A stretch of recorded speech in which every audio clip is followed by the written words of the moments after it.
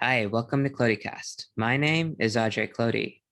This podcast aims to break down science, history, and politics with the help of experts. Join with me today is Professor of Social Psychology, Jolanda Jetten. Jolanda and I will be discussing conspiracy theories, how they develop, and why misinformation is so rampant in this day and age. I hope you enjoy.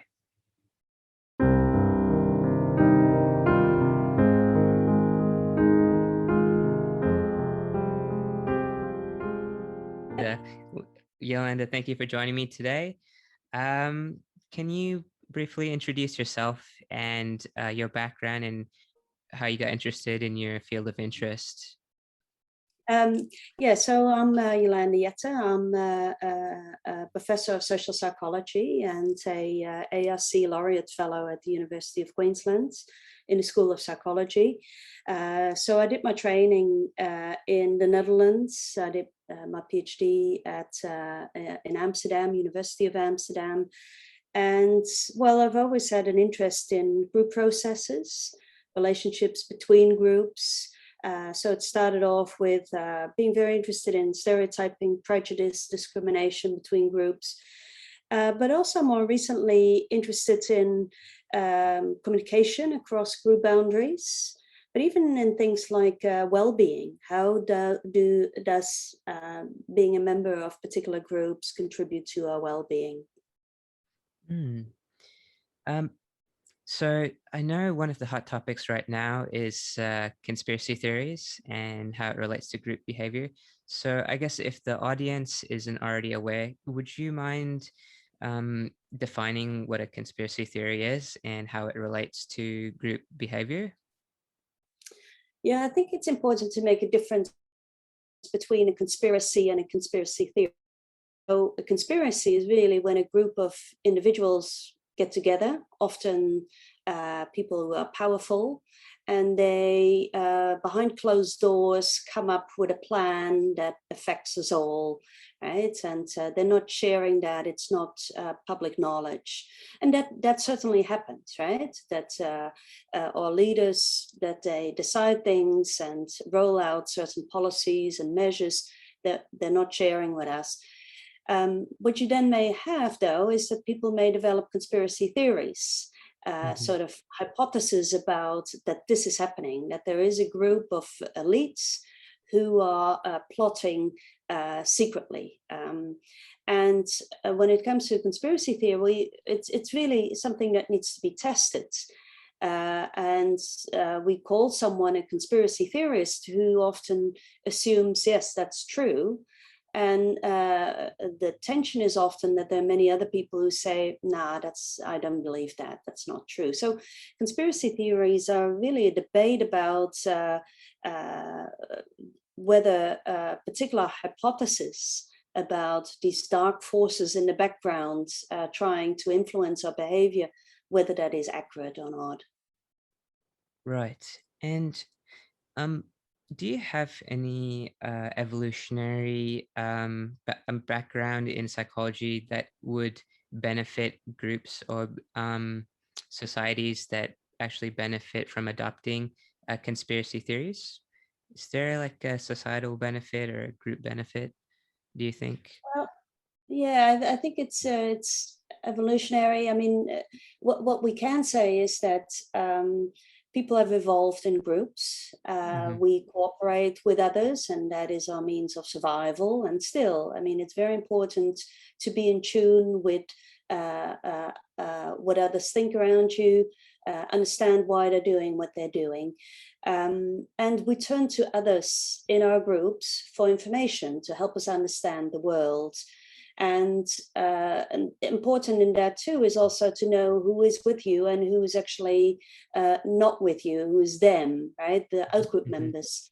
And so what we see here is perhaps just something at play where you think that there's this powerful group, them, who are actually trying to tell us what to do, and that believe that they're out there to harm us, and they don't have the best intentions at heart.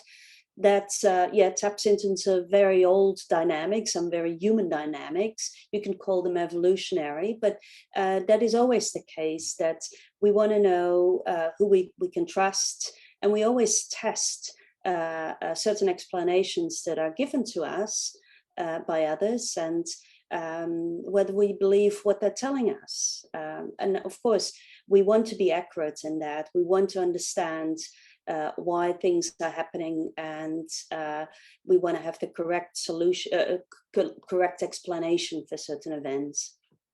So could you, I mean, is it safe to say that conspiracies, the benefit would be to a society who is very risk averse? Maybe they're trying to protect themselves against a concept or a group of people that might come out and harm them or harm their way of living? Well, I guess when things happen in the world, right, like COVID or all sorts of big events, big disasters, people want an explanation. It's important to know why things are happening, to understand the world around you. So the fact that people are seeking these explanations, that's a natural thing to do.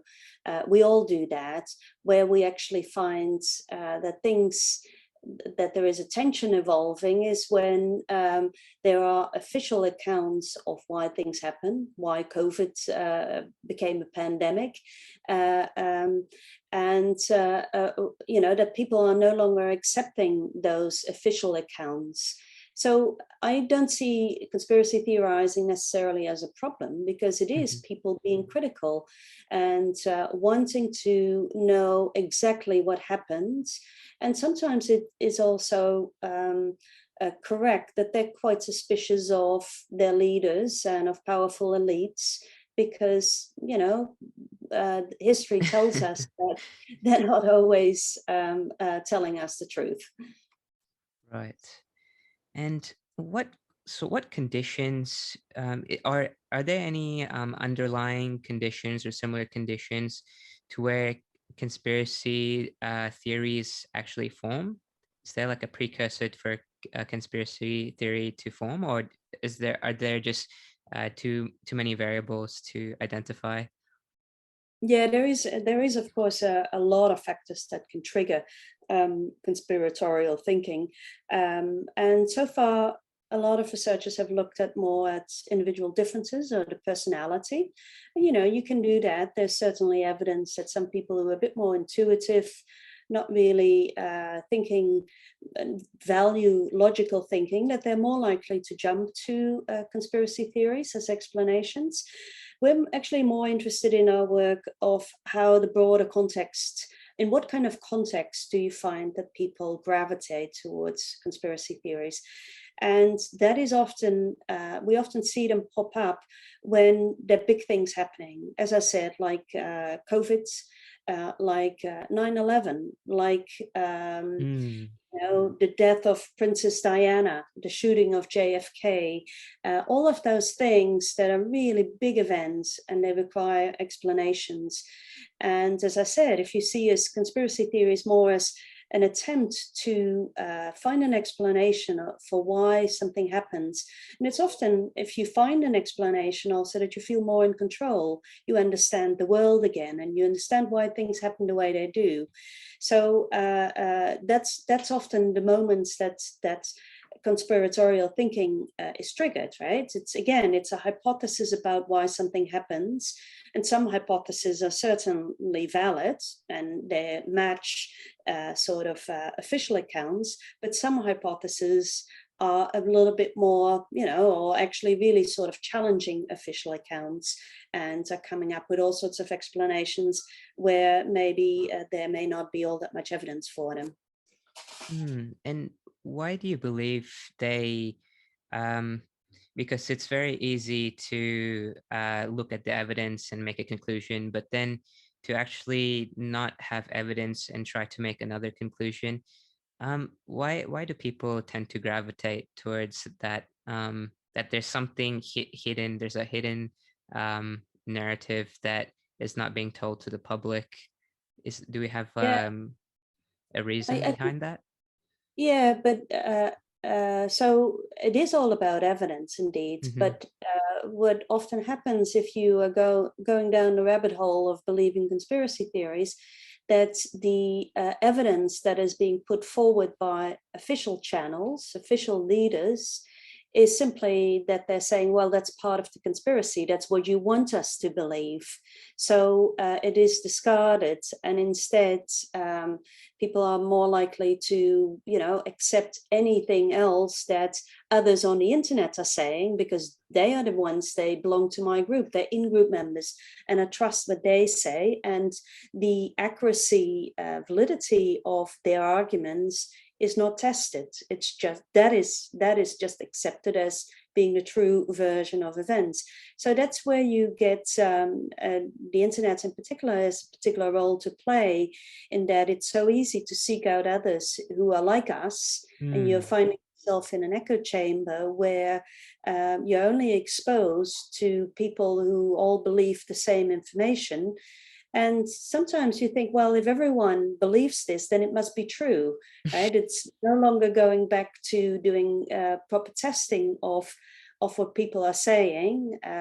So it starts to lead a life by itself. And that's basically what we often see with conspiracy theories.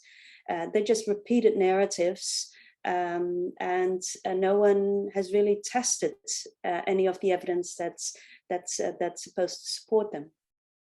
Um, and the people who progenate these ideas or conspiracy beliefs, are they similar to the people that actually receive that information and get um, adopt the ideas, or are these two separate sort of people with different traits?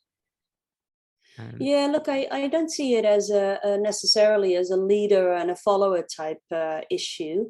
I think that in that, and if you go onto conspiracy theory platforms, everyone is equal, and that's the beauty of it. Everyone has a voice, and everyone can contribute and is taken serious.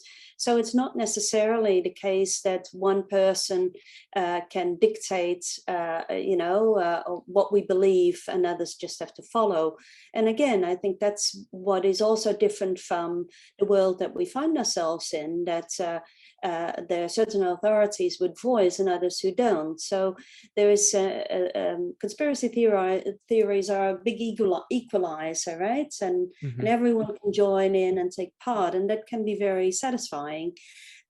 So I wouldn't see it necessarily, and that is, as I said, that's quite different from the way that look, for instance, the pandemic and the information that was being distributed.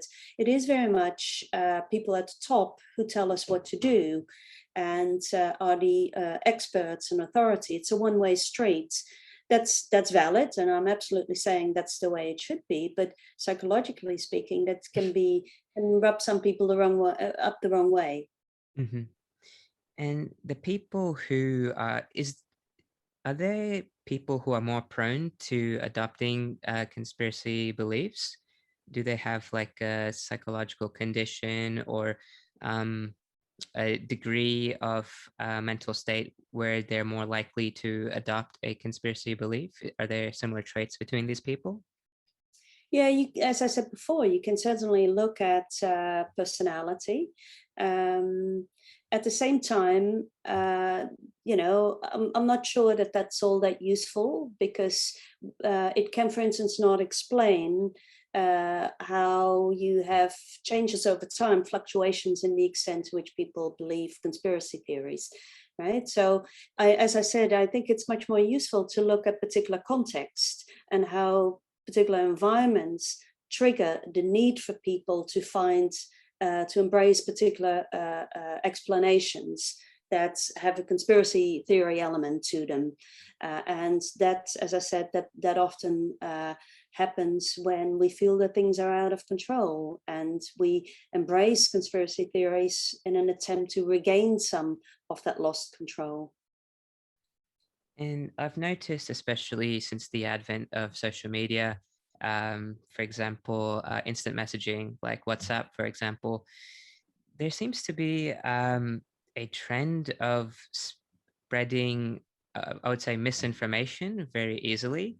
Do you have any insight into why people spread this misinformation very readily, and they don't actually take the time to actually fact check or use some critical thinking to analyze what they're forwarding or sharing before they send it out?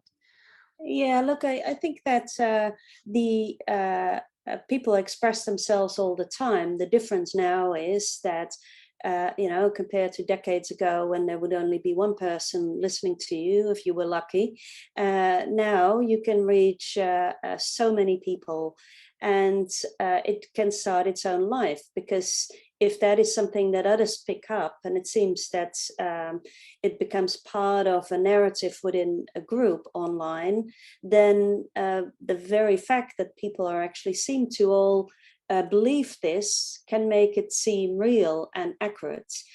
So there are new dynamics going on there, that I don't think that humans have changed, and in the way that they communicate, they haven't changed. It's just that we have now ways to communicate with each other that can amplify some of that. And so there are new things that we're actually coming across. The whole idea that you typically seek out people who think similarly to you, that's not new. But if you do that on social media and go in an echo chamber that can be multiplied and where you can reach so many people, then you have much more powerful effects, of course, right? It's no longer about the world, the reality, but it is the world is actually played out in a world where you're only being confirmed, and other people say, yep, absolutely, that's correct, you're right. And if other people tell you that, well, that's quite rewarding, but it also means that you never have to challenge your beliefs. So, in summary, would you say it's more for social validation that people tend to share similar ideas so they get the people of like mind to share positive feedback to what they're sharing? Yeah, and we always do that. It's just that social media, the internet, makes that, amplifies that, Mhm. and provides us, whenever we feel we want to have validation, we can go any place. We can go on the internet and find that place very easily. And do we have like a bell curve or any chart that shows from when an idea starts in inception, and then when it becomes considered a conspiracy theory or conspiracy belief, and then when it generally becomes accepted in the wider population as a like a common truth? Do we have a bit of an Uh, understanding of how that works? no, I'm not sure if yeah, I'm not sure if the bell curve is the way to approach it here. Okay. Uh, what we what we do know is that particular content that has high emotional value, that Hmm. attracts attention, because it's an I mean, don't forget, conspiracy theories often, they're very intriguing. They're very they come very creative. There's Yeah. some very interesting ideas out there. And the problem is that they're not true. They're just being put out there. And we know from analysis that often, if they go together with strong language that has emotional value, then that attracts a lot of attention. And it's perhaps not even the case that if people have repeated exposure to some of these ideas, then they start to feel more true than what they actually are. So it's a combination of factors, and it's also, it would be interesting to do some work around that, right? What are the factors? And there is already a bit of work on that on Twitter, for instance. What makes it that people share particular ideas? What is it about those messages and those conspiracy theories that make them so attractive? But there's not a lot of work on how they die, right? When is it that they suddenly disappear and no one seems to use them anymore as explanations for particular events? And I have to ask, as a psychologist, how do we become more mindful of what we're consuming, and how what guide or recommendation would you give to people when trying to analyze or test their hypothesis on a certain scenario or situation? Yeah, I think that's a great question. I think there has been a bit of work already showing that it is a bit about the mindset with which you look at this information, and it is about doing your homework about, okay, so what is the basis of this? What is the evidence for this? And to also critically look at where this information is coming from. That is, of course, the other thing with social media. We're receiving so much information and we're never going back and really look at the source, who started this, and what was their evidence. But I think even just having a very critical attitude towards some of the stories that are being shared, looking very carefully at the credibility of the source, that might help. And I think more generally, I have a bit of a rule, particularly on social media, not to share information that comes from dodgy sources, or where it's clear that, well, have these people done their homework? So it's about that, skilling up, and not assuming that everything that we come across must be true. Right. So it is almost a bit paradoxical, because we don't assume that people would share information that they themselves know that is false. So we always assume that, oh, someone else must have done their homework and must have fact checked it. And therefore we give the responsibility to others. But that may also then mean that we fall in a trap ourselves of just being part of the system. So you could say that as a design of trying to be more efficient, sometimes humans share pieces of information that could be actually be classified as misinformation. Absolutely, absolutely. And how do we come to a mutual understanding between people who are very strongly firmly aligned to an ideology or belief, and we come from another side of a different or opposing ideology? How do we come to a mutual understanding um, with the other side? Do we have any steps that we could take, or any guides that we could take? Well, I mean, the problem of the last decade has been that there's been a lot of polarization. The idea that there is a strong us and a strong them, and we are drifting apart. That we're polar opposites in our views. In reality, that's often not the case. There's more commonality in the values that people have and the ideologies that they find important, but that's not what we're focusing on.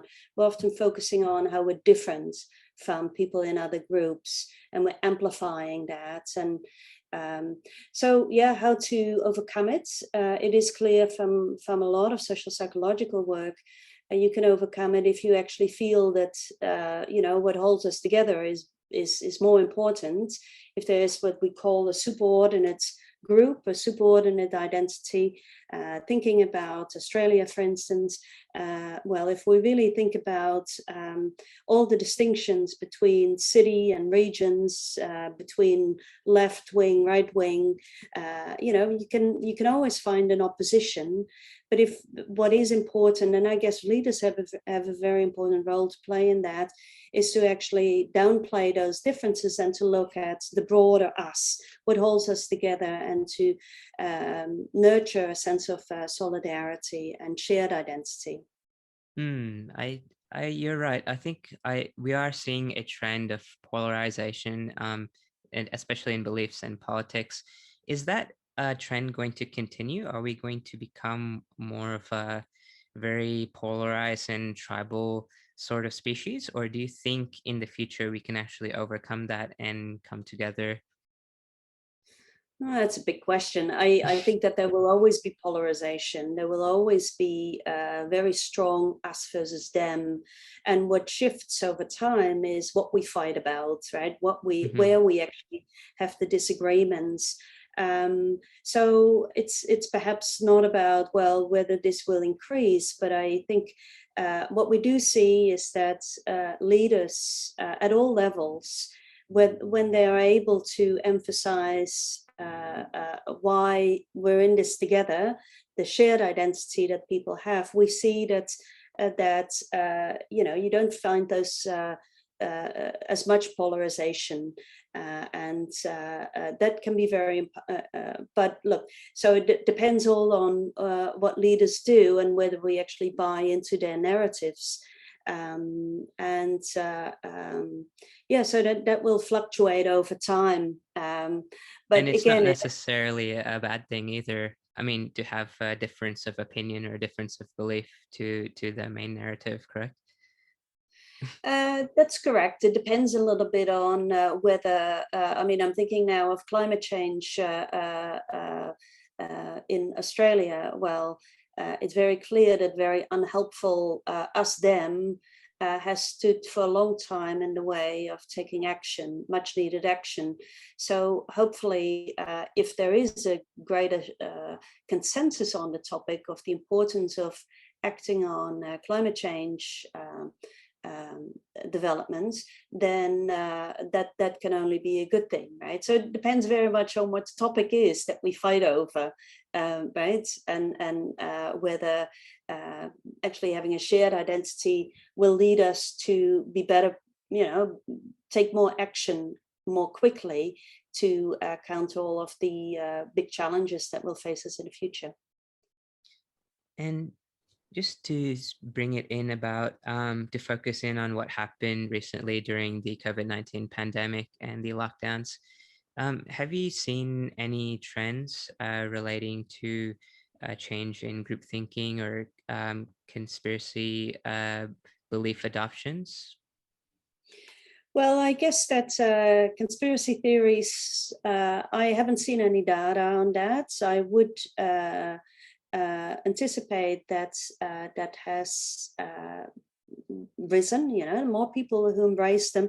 And that is simply because we've lived for 2 years in a world that is changing so rapidly, and there's so many things that are quite unsettling. The future is uncertain.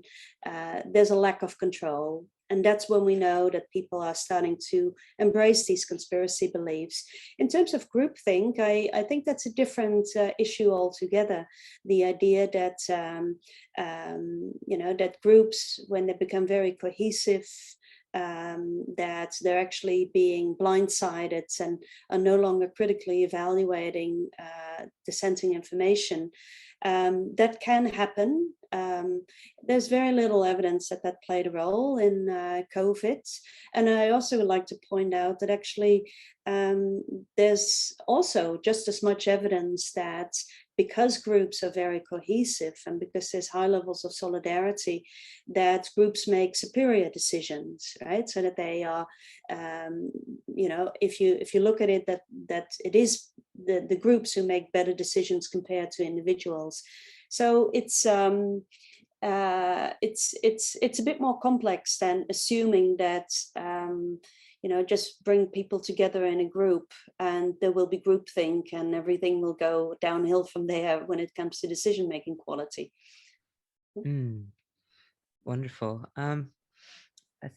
And for people who want to learn more about psychology or group behavior or conspiracy belief theories, where can we, what resources would you recommend, or what organizations can we reach out to, in your opinion? Are you looking for a particular book or particular literature? Could be book recommendations, could be links to websites, could be organizations. Yeah, actually, I just finished listening as an audio book to a book by Jay van Bavel and Dominic Pecker. It's called The Power of Us. And they do a great job of unpacking the group dynamics to various sort of phenomena. What we just talked about, the idea of polarization, the spread of conspiracy theories, why people embrace fake news accounts, but also more general sort of why is it that, when is it also that we're just trusting our leaders, and what happens when we lose our trust in them. So it's a very rich resource. I would certainly recommend to have a look at it. I certainly thought it was a great resource. Power of Us. Wonderful. Yes. Yeah, thank you very much for the podcast today, Miss Yolanda. Really appreciate you disseminating information for us, and hopefully we get a better understanding of what a conspiracy theory belief is and how group dynamics works. Okay, you're very welcome.